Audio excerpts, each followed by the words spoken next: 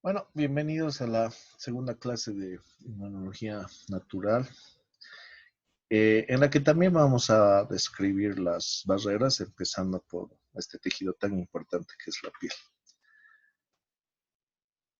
Muy bien, entonces, para empezar, habrá que decir que habíamos hablado la primera clase que la cuestión inmunológica eh, es una suerte de aprendizaje. Si lo ponemos en términos netamente biológicos, diríamos que el sistema inmune, a través de la exposición continua ante diversos antígenos, es capaz de desarrollar defensas bastante específicas, ¿no? Esto es lo que le va a dar lo que se llama resistencia inmunológica, y esta resistencia es la que le va a permitir a, en este caso al ser humano, un, una mejor adaptación a su medio ambiente, ¿no? O si queremos decirlo de otro modo, una capacidad de poder sobrevivir o de vivir en su medio ambiente.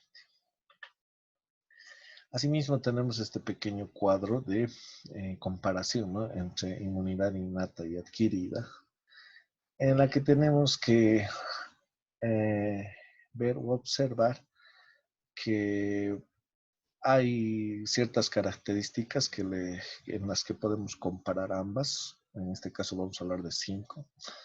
Uno es la especificidad. Por ejemplo, en la innata, la especificidad es muy poca o ninguna. No es capaz de reconocer o discriminar a microorganismos según su serovariedad o su especie. Pero en cambio la adquirida sí es capaz de especificar incluso las serovariedades, o sea, los detalles más pequeñitos, las diferenciaciones entre subespecie, ¿no? Y a nivel incluso molecular, ¿no? La especie de la subespecie es capaz de reconocerla muy específicamente. También la iniciación tiene diferencias, ¿no? En la innata es rápida, en cambio en la adquirida es un poco lenta debido a que requiere este tiempo de elaboración de anticuerpos específicos, ¿no? En cambio, en cuanto a la memoria es casi ninguna cuando hablamos de la innata. No hay ningún tipo de memoria ni ningún tipo de células de memoria que quede como resultado de la innata. Pero en cambio, en la adquirida siempre van a quedar un linfocito B y T de memoria, ¿no? En cambio, en la reacción contra antígenos propios, la, prácticamente la función de la innata está en esto, ¿no? En que no puedan reaccionar a las moléculas propias del organismo. O sea, tienen que ser capaz mínimamente de reconocer lo que es propio de lo que es ajeno. Y solo lo que constituye como ajeno va a reaccionar o desencadenar la respuesta inmunológica. Y debido a esta, digamos, esta discriminación grosera, si se puede querer decir, entre lo propio y ajeno, esta es una de las razones por la que la innata no va a estar implicada en la fisiopatología o en la patogenia de las enfermedades autoinmunes.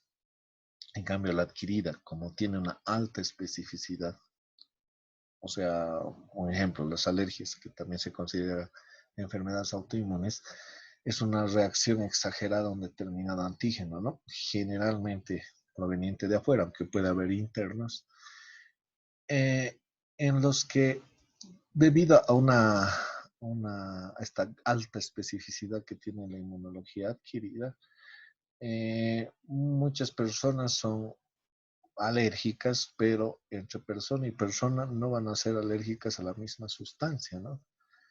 Por lo tanto, es muy específica, por ejemplo, el tipo de alergia que tenga a alimentos o a medicamentos de persona a persona. Esto se debe a la alta especificidad, o que en sí las enfermedades autoinmunes en general dependen, van a desarrollarse eh, a partir de la inmunidad adquirida. Asimismo, hay una diferenciación de células en las que vamos a generalizar, ¿no? La innata sobre todo depende de células fagocíticas, como los polimorfos nucleares, como los macrófagos, como los natural killer, los linfocitos T, delta y gamma, que vamos a especificarlo en el respectivo tema, porque, porque hablamos de ese tipo de linfocitos, los B1, los mastocitos, basófilos y eosinógenos, que también van a ser razón de otros temas, ¿no? En cambio, la adquirida depende de las células dendríticas, las DC, los macrófagos, pero aquellos que van a actuar como células presentadoras de antígeno, los linfocitos T, especialmente los CD4 o helpers y los CD8 o citotóxicos, los linfocitos B y las de FCs, ¿no?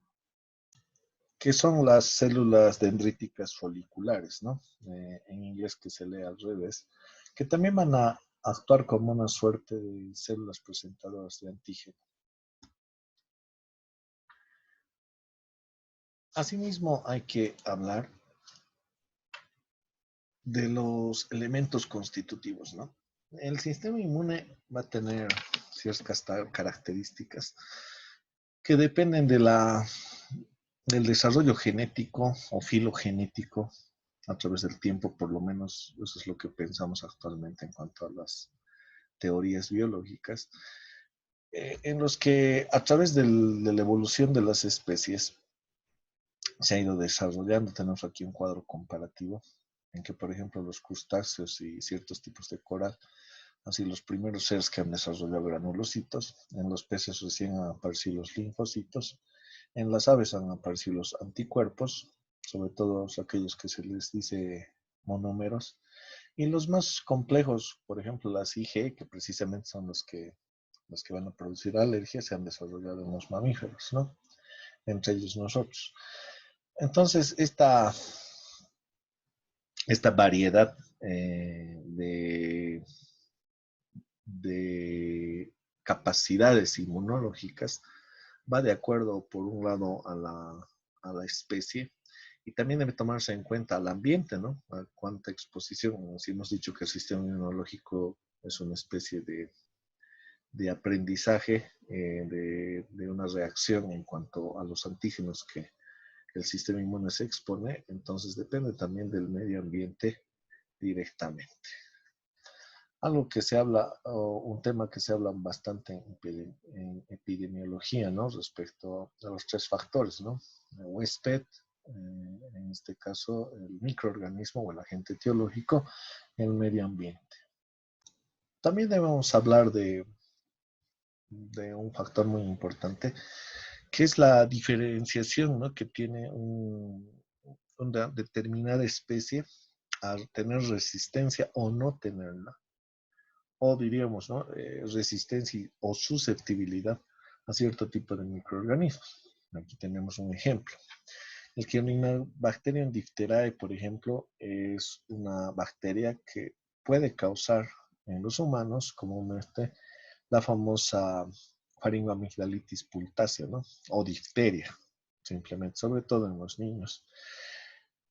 También esta es una enfermedad que va a afectar a los cobayos o a los cuyos, y pues los he usado como animalitos de experimentación.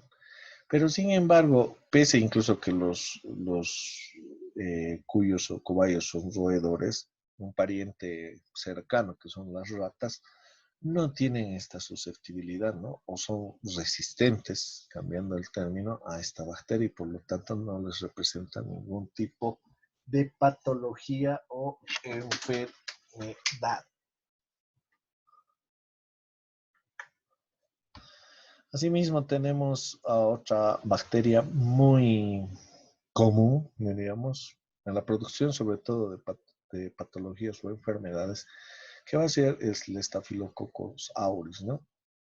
Siempre y cuando la piel tenga una integridad o no tenga soluciones de continuidad, en otras palabras, que no tenga heridas o esté abierta, va a, va a producir, si logra colonizar incluso la parte, la dermis, puede producir una cantidad enorme de enfermedades. Aquí tenemos un absceso provocado por un Staphylococcus aureus en la piel, ¿no?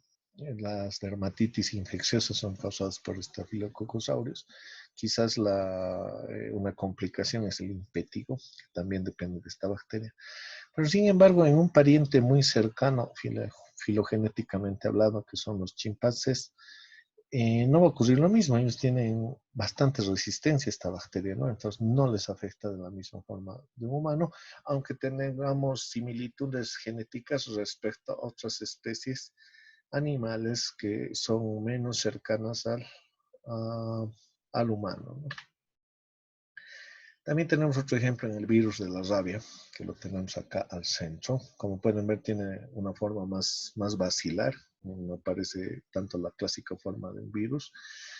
Y vemos que las ratas, si bien pueden transmitir la rabia en algunas circunstancias, no van a enfermar a causa de este virus. Pero los caninos sí pueden enfermar y obviamente si muerden a los humanos pueden transmitirlos y provocarles también esta enfermedad, ¿no? Entonces los caninos y los humanos somos poco resistentes a la rabia, pero las ratas en cambio tienen una gran resistencia. Ahí se nota que no es una especie menospreciable, ¿no? Siempre creo que menospreciamos de distintas formas a las ratas, pero pueden ver que son seres biológicamente bastante fuertes. También dentro de la especie humana va a haber diferencias de resistencia o susceptibilidad en cuanto a las cuestiones raciales, ¿no?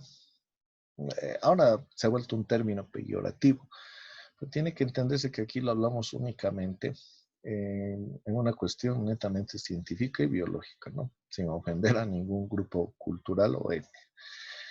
En la, en las diferentes razas humanas, por ejemplo, aquí cogemos la afrodescendiente, tenemos que son muy susceptibles a la coccidiosis y también a la tuberculosis, ¿no? Que tenemos aquí en la imagen de abajo. Entonces, esta raza, si vale el término, o este tipo de humanos que descienden de parientes africanos, van a ser muy susceptibles a presentar muy poca resistencia a estas dos enfermedades. Pero sin embargo, en cambio, cuando nos referimos a la malaria y a su agente etiológico, que es el plasmodio, vamos a ver que tienen una alta resistencia respecto a otros grupos humanos, ¿no? Como los anglosajones u otro tipo de razas que precisamente no viven en zonas tropicales, ¿no? Se piensa que a lo largo del desarrollo o de la generación de las razas, de distintas razas en el mundo, debido a la exposición a su ambiente por millones de años, eso es lo que se considera como una de las razones, quizás han ido desarrollando defensas naturales, como en este caso la mayoría de los afrodescendientes viven en África, que tiene un clima cálido, y entonces es lógico encontrar al plasmodium como uno de los agentes más comunes de enfermedad. Por lo tanto, han desarrollado una inmunidad, por así decirlo, natural para adaptarse a su ambiente. Entonces, se debe entender que todas estas interacciones, tanto raciales como de especie, tienen como base fundamental el control genético, ¿no? O diríamos que a través de la codificación genética uno puede estar predispuesto a más resistencia o a más susceptibilidad a un determinado agente. Aquí tenemos, por ejemplo, una de las enfermedades que todavía sigue siendo muy común en nuestro medio es la tuberculosis, ¿no? Sobre todo la primaria o que se llama pulmonar, ¿no? Entonces, vemos que este bacilo tiene una forma de defenderse, ¿no? Una vez que es fagocitado en el macrófago, este no lo puede digerir o destruir, ¿no? Y para ello tiene distintos tipos de defensa que están en su codificación genética, ¿no? En este caso hablamos entonces de la codificación genética que le permite a la bacteria resistir al ataque de los macrófagos, ¿no? Lo mismo puede ocurrir en ambos sentidos, ¿no? Que hay codificaciones genéticas que nos permiten a los humanos ser más resistentes o susceptibles a un determinado tipo de agente etiológico. inmunidad de la edad. También se debe hablar de los extremos etarios, ¿no? O de los extremos de la vida o los grupos poblacionales susceptibles. Que los ancianos, por ejemplo, van a ser mucho más susceptibles a distintas enfermedades porque su sistema inmunológico está en detrimento. Eh, Quizás hay mucho prejuicio al respecto. También se debe tomar en cuenta otros factores, ¿no? Como los ambientales, la alimentación, que en los últimos años no es la más adecuada ni la más sana. Estamos últimamente muy invadidos por la comida rápida o porque la comida constituye uno de los placeres de la vida y no necesariamente nos concentramos en la comida como un acto de nutrición, más como un acto de complacencia. Pero, sin embargo, este grupo es susceptible, asimismo como los niños, ¿no? Porque en el caso de los niños no tienen la suficiente madurez estos sistemas inmunológicos y eso se explica simplemente porque como tienen una corta vida los niños, o sea, mientras dura la infancia, no han tenido, digamos, la ocasión de exponerse a muchos antígenos y esa es una de las razones por las que su sistema inmunológico todavía es inmaduro, ¿no? O no totalmente desarrollado y que es incapaz de resistir a todos los agentes etiológicos. Entonces, continuamos con los componentes tisulares de la respuesta inmune. Bueno, en cuanto a los componentes tisulares de la respuesta inmune, hay que hablar a qué nos referimos a las partes físicas o constitutivas o moleculares que van a permitir que las barreras sean eso, ¿no? O sea, una especie de escudo o, o de defensa natural contra los diferentes agentes etiológicos. Tal es así que tenemos que hablar en primera circunstancia del citoesqueleto. Esta estructura, como ustedes ya lo saben por cursos anteriores como histología, va a estar constituida principalmente por estas moléculas que tenemos en la imagen, ¿no? Los microtúbulos, los filamentos intermedios y los microfilamentos. Pero aparte de darle consistencia, forma celular y una base, digamos, sólida a la estructura celular, también sirven como medios de transporte, ¿no? No se tienen que ver únicamente como estructuras inertes o inactivas en la fisiología celular. Entiéndase de que el medio celular es de una naturaleza o consistencia semigelatinosa y no es líquida, ¿no? Por lo tanto, los lisosomas, las vacuolas o muchos tipos de cuerpos intracitoplasmáticos van a tener su anclaje en este tipo de estructuras o se van a conservarse en su sitio por este tipo de estructuras, pero también se van a comunicar entre ellas o van a emitir moléculas químicas a través de esta vía, ¿no? Del citoesqueleto. También tenemos que hablar de la matriz extracelular, que va a ser prácticamente las sustancias que producen las células del parénquima y que van a hacer, a verter estas sustancias al medio extracelular, por eso se llama matriz extracelular. Quizás en tejidos como el tejido óseo o cartilaginoso es mucho, son mejores ejemplos de la matriz extracelular. Tienen gran cantidad de colágeno, ¿no? Aparte de sustancias propias del tejido, como en el caso de los huesos, que tiene bastante cantidad de sales de calcio, y en el caso de los cartílagos tienen cantidades de condroitin sulfato, queratal sulfato, dependientes sales de azufre, que van a prácticamente constituir parte de este tejido. También entonces esta matriz extracelular va a tener una gran cantidad de células presentadoras de antígeno, ¿no? Como los macrófagos y otras células especializadas, también células dendríticas.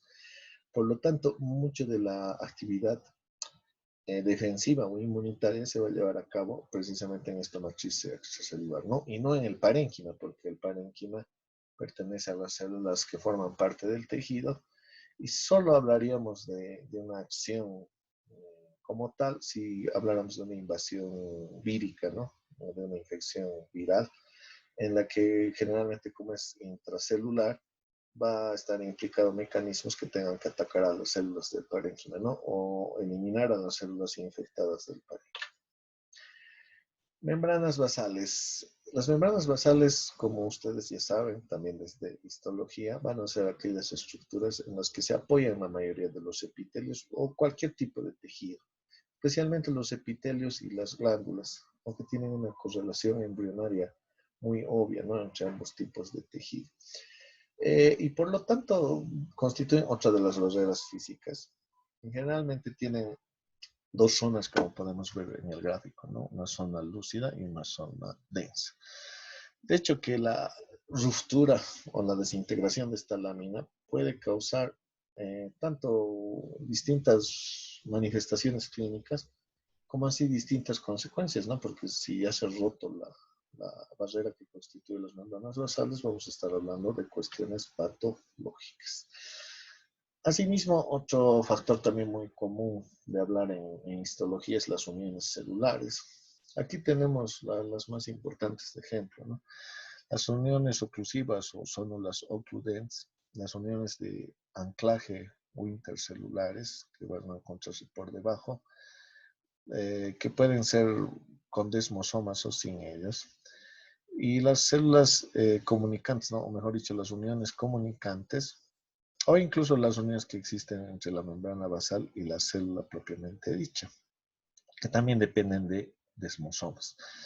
Entonces, estos distintos tipos de unión van a ser a su vez una forma de barrera también mecánica o una pared o escudo contra una posible infección por microorganismos particularmente. Pero en este caso también tendríamos que hablar de agentes físicos y químicos, ¿no? Entonces, estas uniones que en su parte superior habíamos dicho que son uniones estrechas, también se les conoce como uniones en sutura, ¿no? Porque, como pueden observar en la imagen de la derecha, parece una especie de hilvanado o de suturado con hilo que va a unir determinadas células entre sí. Entonces, contienen el pase o no permiten atravesar a los líquidos y por lo tanto se encuentran por eso cerca del borde apical del epitelio. En cambio, los desmosomas van a ser estructuras que fuertemente se anclan una a la otra y están unidas de hecho al citoesqueleto y forman una especie de placas, ¿no? Permiten el paso de ciertos líquidos, pero obviamente que van a hacer que la unión entre célula y célula sea más sólida porque están entre paredes celulares. Y precisamente la destrucción de estas uniones puede causar lo que llamamos los famosos bulas, ¿no?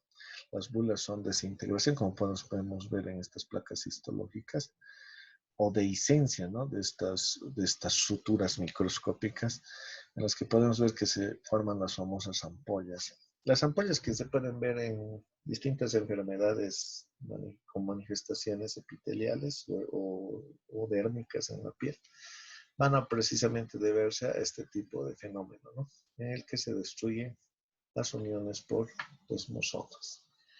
Las uniones comunicantes o de conexión que le llaman ROHRs, como dice su nombre, son aquellos que van a permitir el paso de iones y electrolitos entre célula y célula, muy importantes en cuanto a las comunicaciones y señalización química, ¿no? También tenemos a los famosos nanotúbulos, que solo lo mencionan Rojas y creo que no lo mencionan muchos libros de histología. Voy a tratar de pasarles alguna referencia bibliográfica que les aclare más, que permiten el paso activo. Vamos a decir que son puentes moleculares que se forman entre célula y célula. Aquí tenemos una fotografía en la que la flecha negra está indicando precisamente este nanotúbulo, la que pueden intercambiar sustancias o también moléculas de comunicación, ¿no?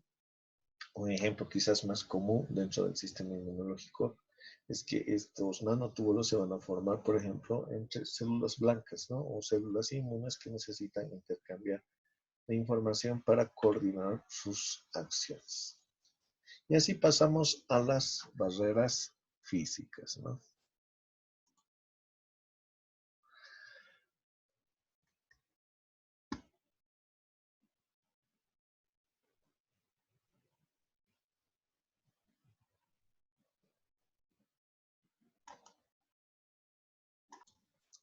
Así tenemos a la piel, ¿no? Que habíamos dicho que es una de las más importantes barreras, la más superficial. Y una de sus principales características que tenemos que resaltar es su pH.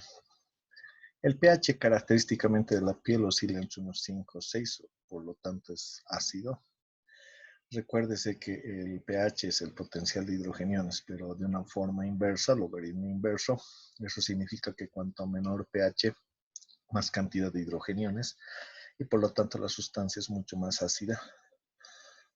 Ah, y bueno, esta acidez se debe a la degradación de ácidos grasos que contiene la piel y principalmente va a estar secretadas por las glándulas sebáceas, ¿no? Entonces, el hecho de que no haya, por ejemplo, glándulas sebáceas en la planta de los pies ni en la palma de las manos, sobre todo en la de los pies, puede condicionar que haya precisamente infecciones por hongos, ¿no? Esa es una de las causas etiológicas de la, eh, de la podomicosis, ¿no? O las micosis que se localizan en la planta del pie especialmente. Y también asimismo es una interfaz, ¿no? Que nos permite relacionarnos con el medio ambiente, pero asimismo también protegernos. Nos va a proteger contra el frío y el calor. También nos va a prevenir de las contusiones o infartos mecánicos, claro, hasta cierto punto. Cuando se rompe su elasticidad es que hay heridas. También puede resistir muchas agresiones de agentes químicos.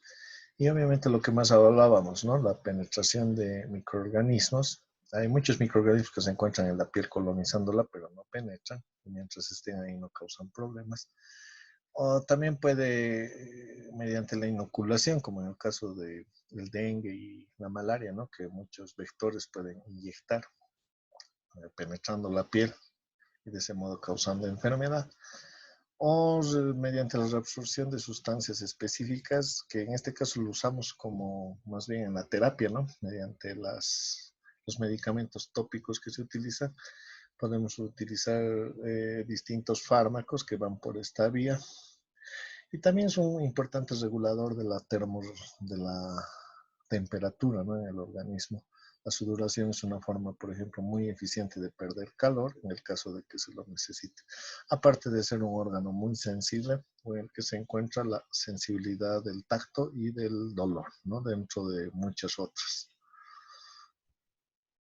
La piel, si usted recuerda, puede estar ordenada en estratos o capas, porque es un epitelio plano, cornificado, estratificado, en la que si empezamos desde la membrana basal, vamos a tener un estrato basal, un estrato espinoso, un granuloso, un lúcido y un córneo, ¿no? Al final vamos a ir un poquito explicando cada uno en las siguientes diapositivas. Entonces, esta disposición en capas le permite ser una barrera bastante eficiente. En especial hay que hablar del estrato córneo, ¿no? Que tiene una gran cantidad, por ejemplo, de queratina, y por eso se llama córneo, que en realidad ya son células muertas que tienen simplemente queratina abundante en su interior, son aplanadas y son las que van a exfoliarse, ¿no? A lo largo de muchos procesos, durante el baño, durante la descamación natural. Y por lo tanto, yendo a la profundidad, vamos a encontrar células o queratinocitos que son que tienen más vida o son más viables y que van a ir a lo largo del tiempo deteriorándose y muriendo hasta llegar al estrato córneo, ¿no? Pero este estrato córneo precisamente es así o tiene una gran cantidad de queratina porque permite cierta resistencia a una resistencia sólida, ¿no? Una capa protectora frente a distintos tipos de erosión mecánica, ¿no? Que se puede superar. Por ejemplo, cuando nosotros inyectamos tenemos que sentir que estamos atravesando el estrato córneo para saber que hemos penetrado la piel. Asimismo, los queratinocitos, ¿no? Que son las células en sí que van a formar todos los estratos de la piel. Van cambiando de forma según el estrato, ¿no? En el estrato germinativo son células un poco más cúbicas. En el estrato espinoso son más esféricas. Y a lo largo, mientras se va ascendiendo esto, se nota que van adquiriendo gránulos de queratoyalina, que al final van a estar más presentes o casi abundantemente en las células del estrato córneo, ¿no?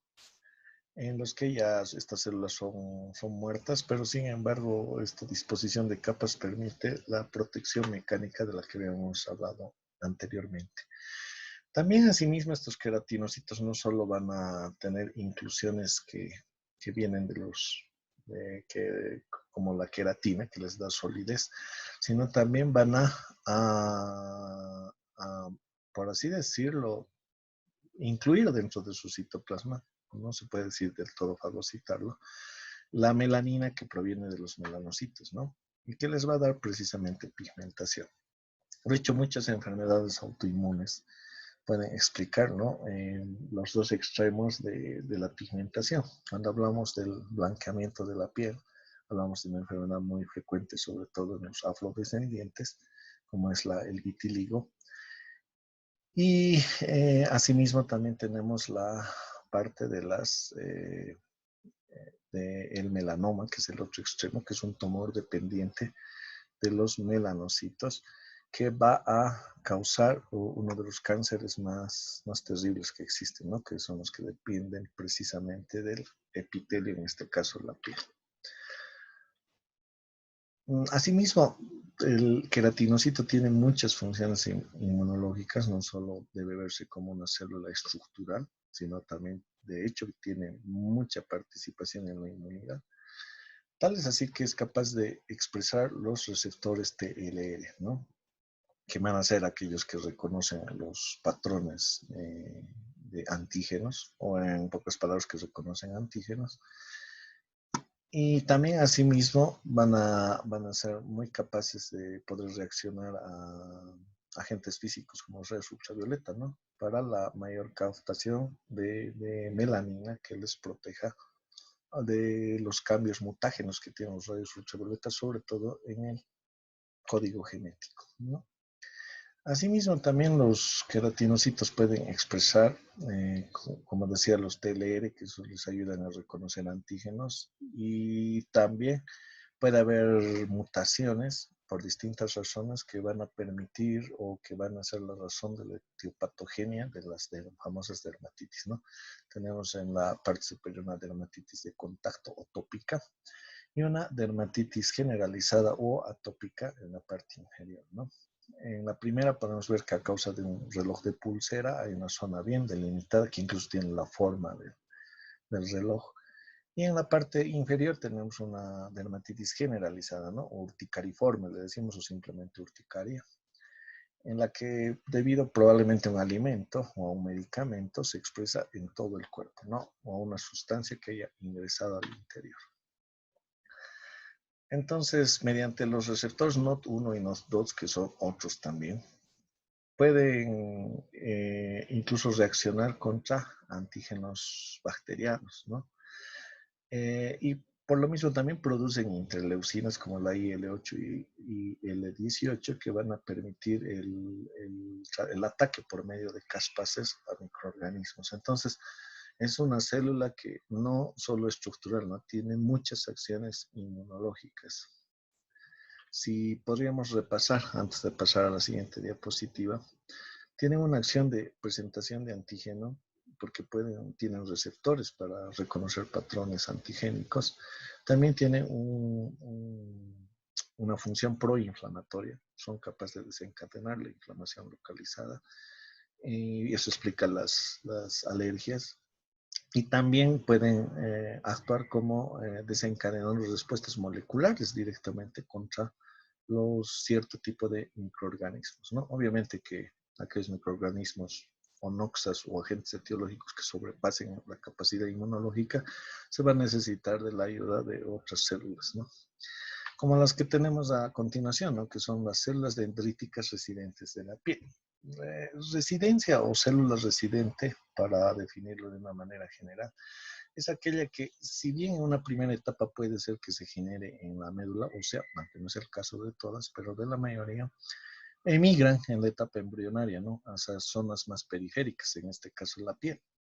Y se reemplazan o se clonan a sí mismas o se reproducen ahí mismo a partir del nacimiento, sin necesidad de volver a la médula ósea o de depender de la producción de la médula ósea. Entonces nos referimos ahí precisamente a las células residentes, ¿no? En este caso hablamos de células dendríticas y debe verse que las células dendríticas, como vemos en la figura de la derecha, son una especie de células polimórficas, aunque en realidad tienen más parecido la forma estrellada, ¿no? A otros le dicen forma de flor o floriforme, que tienen unas prolongaciones citoplasmáticas que les permiten captar antígenos, ¿no? Vamos a verlos en otros casos. Por ejemplo, en el tejido hepático tienen también unas acciones similares e importantes. Y van a hacer la suerte de células recodectoras antigénicas, o sea que recogen distintas moléculas reconocidas como antígenos, pero también asimismo van a tener una función de presentadora de antígeno y colaborar con la CD4, o de incluso captar o de reclutar glóbulos blancos en el caso de que así se lo requiera. Aquí tenemos en esta figura una interacción muy interesante con la vitamina A, ¿no? La vitamina A, que proviene de los betacarotenos, va a ser capaz de desencadenar la reacción inmunológica de esta célula, ¿no?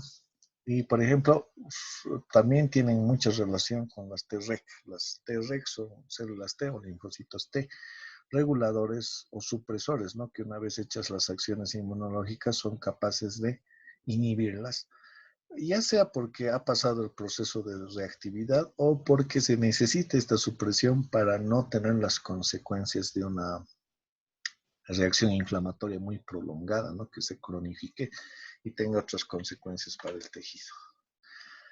Las células de Langerhans, que son las siguientes, son las que quizás se han estudiado más sus funciones inmunológicas.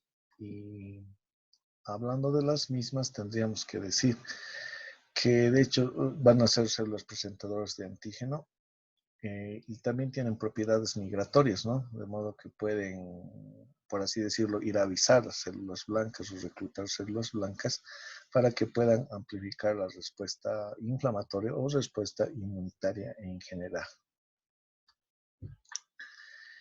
Los melanocitos, si bien no son células propiamente inmunitarias, pero van a contribuir a la protección física o de barrera de la piel mediante la producción de melanina, ¿no? Entiéndase de que los melanocitos son los que la fabrican, pero sin embargo los que los usan son los queratinocitos, ¿no? La finalidad o, por así decir, la célula blanco de la melanina son los queratinocitos, que son los que se tienen que proteger de los rayos ultravioleta. Asimismo, haciendo una breve especificación de la melanina hay dos tipos, ¿no? Una, la eumelanina, de color pardo o negro, que contiene una gran cantidad de azufre y tiene una coloración más oscura, ¿no? Y las feomelaninas son aquellos pigmentos amarillos o rojo parduzcas que están más frecuentes en las razas anglosajonas o en las razas orientales, que tienen menos opacidad, ¿no? De hecho, que las eumelaninas, o sea, cuanto más oscuro es una melanina, tiene más protección de los rayos ultravioleta que las que son más claras. También el microbioma de la piel, que es un asunto o una parte que menciona Rojas, es un término para referirnos al genoma bacteriano, por así decirlo, o en palabras más sencillas, a la flora bacteriana que va a habitar en la piel, ¿no? y que puede servir en muchos casos como colaboradora del sistema inmunológico, ¿no? O sea, de una simbiosis o una relación saprofita con el organismo, pero en determinadas circunstancias, si cambian las condiciones, pueden volverse también patógenas, ¿no? Y los linfocitos T tenemos por último, que es residentes de la piel, ¿no?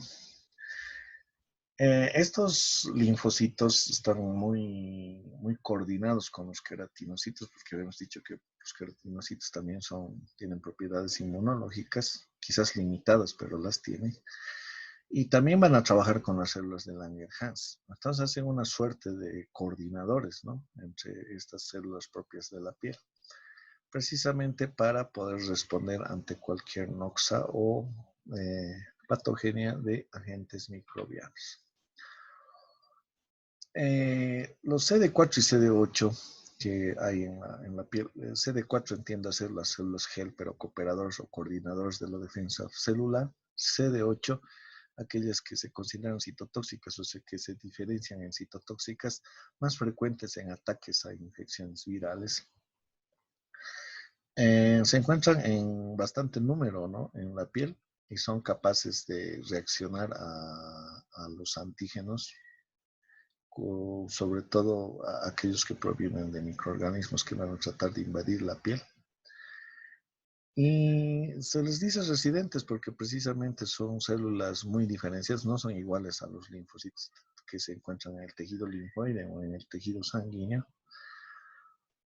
Y también, al parecer, la vitamina D, que es causante de la regulación del calcio, también tiene una participación en estos linfocitos y por lo tanto una relación indirecta con la inmunidad para la producción de quimiosinas, ¿no? Y el posterior reclutamiento de otras células blancas en caso de ser necesarios.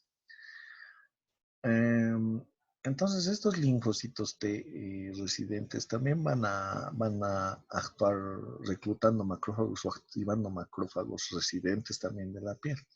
Y pueden tener lugar o participar en infecciones dérmicas como aquellas víricas causadas por la verruga vulgar, ¿no? Que es ocasionada por un virus de la familia del papiloma y que van a causar lesiones crónicas o cronificadas o características de inflamaciones cronificadas, que en este caso dependen o van a causar la mutación de los queratinocitos y por eso la verruga tiene características de solidez o dureza.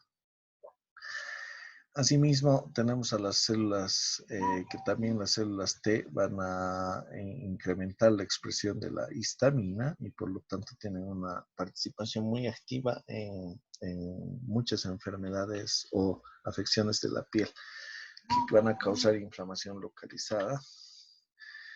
Asimismo, también tenemos moléculas bactericidas en distintos fluidos, ¿no? Que no siempre van a depender de la piel, pero que